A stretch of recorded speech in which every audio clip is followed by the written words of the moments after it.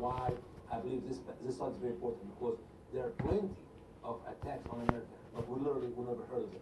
And let's move on to the next one, which is Sister Catherine. And Catherine also is a powerful woman, and she's telling some facts here about, is it jihad or terrorism? And this is probably one of the smartest people that works for Fox News. I'm not sure all the folks that work for Fox News are all that bright. Well, some of them are just beautiful. Yeah, that's exactly right. Nice looking guys or ladies. But not a lot of brains upstairs. Well, that's better reading a teleprompter. But this gal here, I think actually... She is an expert. Catherine knows what she's talking about. Brilliant. And you know what? And she's bold. Yeah, she is. I mean, somebody like her, she should have lots of bodyguards around her, because someday the jihadi will take her out. Yeah, she's very bold and brave. I like watching her reporting. It's no nonsense. She's not trying to make it about her. She just delivers the hard facts. She's doing her job right. Yeah, she said this: the government agencies responsible are downplaying each of these incidences and terror plots, according to Catherine Heritage, chief intelligence correspondent for Fox News. She said that it is easier to, quote, pretend, end quote, that these are just isolated individuals who have other issues. And you know what, we talk about those issues. They're uneducated, they're poor, they misunderstand the Quran, or whatever these ridiculous reasons. Now, if we will continue to pretend, that will bring us to the destruction. If one of you ladies have a lump on your breast, or some of you men have some sickness, and you know it's bad, some part of your body, and pretend it's just a lump. Don't worry about it, don't even go bother and waste your time and money to go see a doctor. You know what will happen with this one small lump you have on your breast? It will kill you. And that is a problem we have in our government today. Let's pretend that these people are not here. Let's pretend that these people are not doing what they're doing. Let's pretend it have nothing to do with Islam. It's just violence. It is not really Islam. And guess what's going to end with? We're going to end with not one cell of cancer in our body, but cancer will spread all over the body. And when you go later to a doctor and he found out it's not one lump, it's actually 50 lumps all over your body, then the doctor will tell you it's too late. I don't know. Are we going to wait in America until we hear the words, it's too late, or should we do what's right? Get rid of the political correctness. Get rid of this stupidity of the direction we're taking our country to. Our children, our grandchildren will be cursing the days which they will have us as grandparents in this country, because we choose to pretend that these Muslims are not Muslims and they're not doing what are they doing, so we can keep our head under the sand. Now, Judge Michael, he's a powerful guy, of course we know him, and we hear about him a lot, and listen to what Judge Michael is telling us about. Is it just violence or it is Islam? Former U.S. Attorney General Judge Michael Mussey expressed concern that they are downplaying the connections to, quote, militant Islam, end quote. You know, Brian, as we're going to see some of this picture of those people who attacked us or tried to attack us since September 11th till today, you will see they are 100% militant Islam. They are 100% true Muslim believers in Allah's words. As you can read about it in Quran chapter 865, the Quran said, "O you Prophet," Allah speaking to Muhammad, "provoke the believers to engage in war." He did not say provoke the radicals or the extreme, but the believers. Okay? So, and these people are very well connected. It's a beautiful, beautiful web design. You know, the spider web, where you see all of them are connected. As Catherine told us earlier, we're trying to pretend, well, it's just incident, one accident here, different state, different part of the world. There is no connection. No, these people are very well connected, Brandon, that if you draw a picture, you'll see that even when they die, they're still alive, because their teaching is still online till today.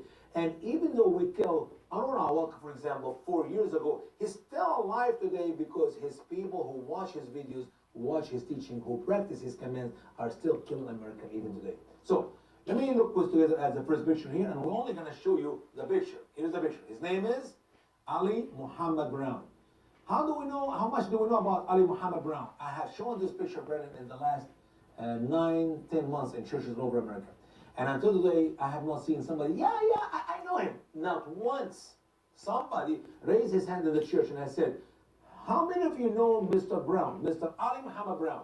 Not once. I said, oh, we don't know him. He looked like a black American. We do not know him. But guess what? He is, and go ahead, read for us, Brother Brady. Recently charged in New Jersey in several killings. He was also involved in crimes in Washington State. He claims or takes credit for killing several for jihad. He has a history of violence connected to Islam, which seems to have started at age 15. He tried to attend terrorist camp in Bly, Oregon, the camp run by Abu Hamazia. Abu Hamza al-Masri. Oh, thank you. Thank the you. terror camp in Bly, Oregon, started by an American, James Dijama. and an imam from a mosque in Great Britain. Abu Hamza al-Masri. Yes, who began recruiting in the 1990s. Notice here. Is this the guy that killed the teenager stopped at the stoplight in New Jersey? Exactly. He actually killed 5.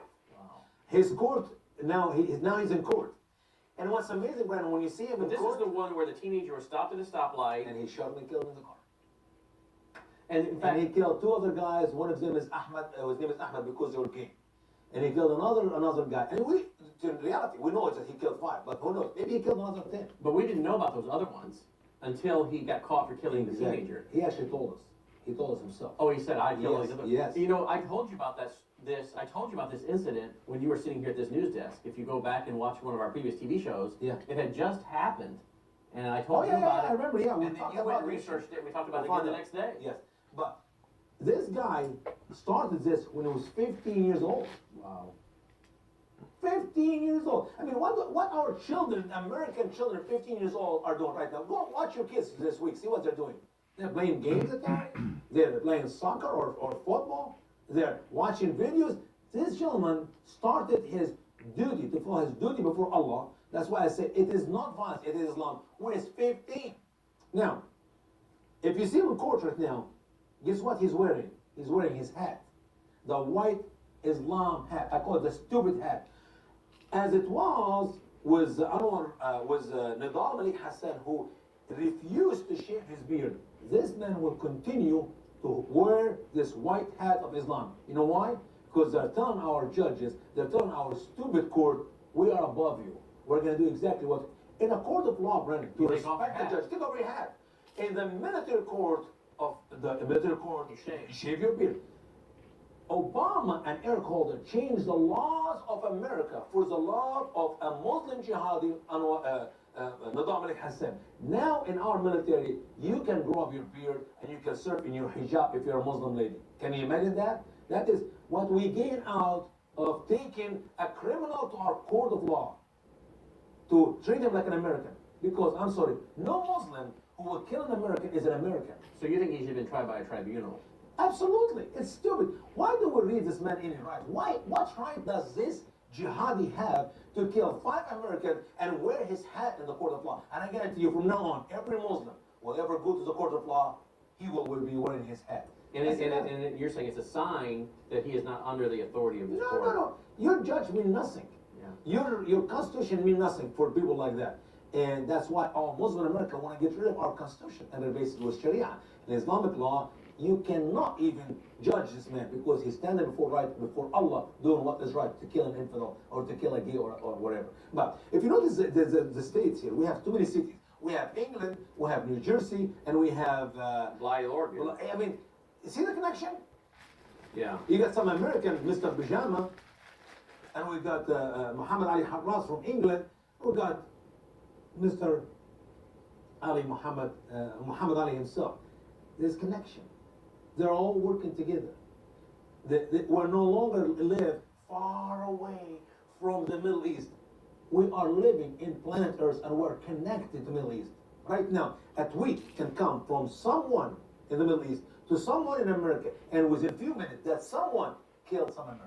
But what I can't figure out is why the NSA and the CIA and the FBI and Homeland Security cannot figure out that these people are going over there and then they come back here and then all of a sudden they do something. It's like, oh, well, they weren't even on our radar. Or they were on our radar. But we took them out. Well, we took them off. We forgot to look at them the last couple of years. We kind of lost track of it. But at the same time, you will watch me and you and the America to make sure we're not going to say anything to upset the Muslims. They're busy writing reports on extremism, labeling you and I as extremists, is when they should be putting the time and the money and the resources. They should help us. I should receive salary from the government of the United States of America for As a the work, consultant. for the work which I'm doing. Yeah. They will remove my videos from YouTube, Yeah. but Anwar Awalki's videos still available on YouTube. Yeah, they should be hiring you as a consultant. That's okay. And you offered. You told us yesterday. I was willing to go, and until now, I'm willing to do it for free. Not for a charge, for free. If FBI would like to use my intelligence and my expertise on that topic, I am here for America. Someday I'll be dying anyway for America, doing what I'm doing. So might as well take advantage of me, use me. Anyway, here's a picture of Mr. Abu Hamza al-Masri. He's in prison, and I believe soon he'll be set free. Is he Captain Hook, or what's the deal? He is a Captain Hook. He lost his arm in the war of Afghanistan when he was fighting with al-Mujahideen, whom we sent the weapons to help them to fight the war. God help us. Anyway, how about this guy here? His name is Reuben Shepard, or however you want to pronounce his name. Look at the picture with me for a second. Now, do you know Mr. Reuben? Anybody know Reuben? No, you don't. Why? Because your government does not want you to know Reuben. As a matter of fact, they call him a good Muslim. And by the way, all these pictures, if you investigate it before the crime, they're good Muslims. They're good American Muslims. And after they commit the crime, well, they're just sick, they're poor, uneducated, some other reason, but not a Muslim. Yeah. Okay? It's not because they're following Islam. No. It's some other social issue. Exactly. Now, go ahead, Brother Brandon. Tell us about this good Muslim Somalian American man. From Somalia, living in Seattle, Washington, he owned Crescent Cuts Barbershop. An imam from the Abu Bakr Mosque, 500 feet away, hung out at his barbershop and taught about the jihad of the 19 hijackers. He was later charged with fraud in raising money for jihad. He was released from prison because he was a good Muslim. Yeah. He then fled USA before his sentence to fight with Somali's Al-Shabaab. He was killed 2 years later by a USA forces drone attack. You know how our intelligence are? They're very stupid. And that's from looking at what they have done with Mr. Reuben.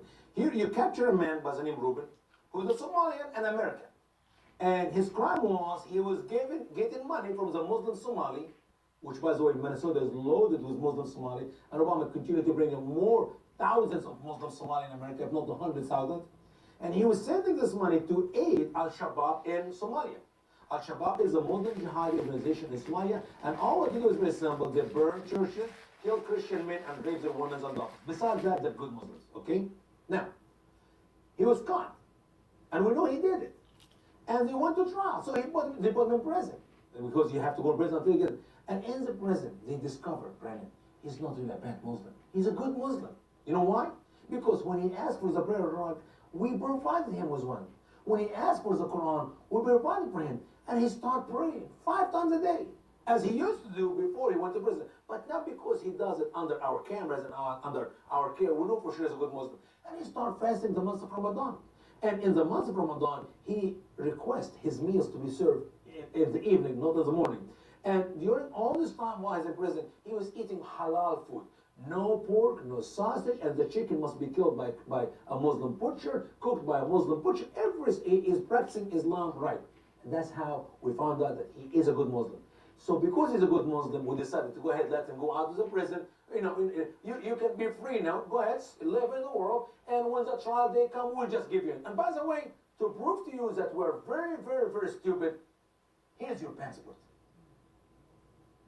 Why in the world, in this stupid country of America, when you have a criminal like Mr. Reuben, when you have him in prison, when you're free from prison, waiting for the trial, why in the world do you give him his passport? Do you think he needed to go to McDonald's to get a sandwich? Or maybe to go to some other state to meet with some of his buddies? Why do you need a passport in America, Brandon? Just answer this question for me. Why American people have a passport? Why do they have one? So they leave the U.S. Oh, exactly. So where do you think he went? To show us that he's a good Muslim to Somalia. To do what? Instead of he sends the money, he is now practicing jihad, not with money, but with his own life. And obviously, quickly, we fix the problem. Drone attacks, un-aeroplane mans, which only cost us a few millions of dollars, and we killed him. Yeah. But he was a good Muslim. If you go check the record, why this man was taken out of prison while he's waiting for the trial, which we know is a guilty, because he was a good Muslim. You read that in one of the news reports. Absolutely. We bring this all from the reports. We don't make it up. I never made this thing up. Look his name up, and you're going to read this, even the court law decisions. Now, There is no such a thing, a good Muslim. Even the Muslims who will never kill us, even the Muslims who are not jihadi, who are not extreme, those who call themselves moderate, they're not good Muslims. You know why? Because Allah in the Quran calls them hypocrites, and because according to the Bible, they're lost. There is no such a thing as a good Baptist. There is no such a thing as a good Catholic, because we're all sinners. The only way to know about someone who is good, his name is Jesus Christ, and they nailed him to the cross for our sins. A good Muslim, somebody told me the other day, well, a dead Muslim is a good Muslim. I said, you're not a Christian. He said, no, I'm a Christian. I said, you cannot tell me a dead Muslim who's burning in hell with Muhammad, with all those who rejected the blood of Jesus Christ for the forgiveness of their sin, that are burning in hell are good. How can you be a good when you spend eternity in hell? Of course, nonsense. Well, let's move on to another picture, and this is Sheikh Ibrahim, or Sheikh Muhammad. He calls himself Sheikh Ibrahim. Look at the picture with me. Do you know this Sheikh Ibrahim? Of course you don't know him. You know why? Because that's one of the 80 plus cases we have in America, which our government did not tell us anything about him. And we read about him. He was living in the United States in the Seattle area. Seems like there's a lot going on in the Seattle, Oregon area. It's every state. It just happened. Yeah. Living in the Seattle area to raise money for jihad and to recruit fighters to go to Somalia to fight with Al-Shabaab. After a meeting held with the jihadists in Texas, he was arrested. His real name is Mohammed Deiri. He was deported to Kenya, his country of birth. Later, as an official of Kenya, he signed a treaty with Ethiopia. He is still considered a threat to the USA or other country he lives or travels in. So why we send them to Kenya? Why Obama sending these criminals to their home country of origin? Why Obama sending the jihadi from Gitmo to anywhere? You know what? If you don't want them in Gitmo, kill them. These are criminals. These are jihadi. If you don't want to feed them, I said, humanitarian, feed them and take care of them. Don't let them ever go free. These people go free if you continue to. He's a threat to America, and we send him back to Kenya. Maybe the Kenyan people are very happy with Obama, the Kenyan man, to freeze this Kenyan Muslim jihadi. What in the world are we doing? Why are we digging our own graves by our hands?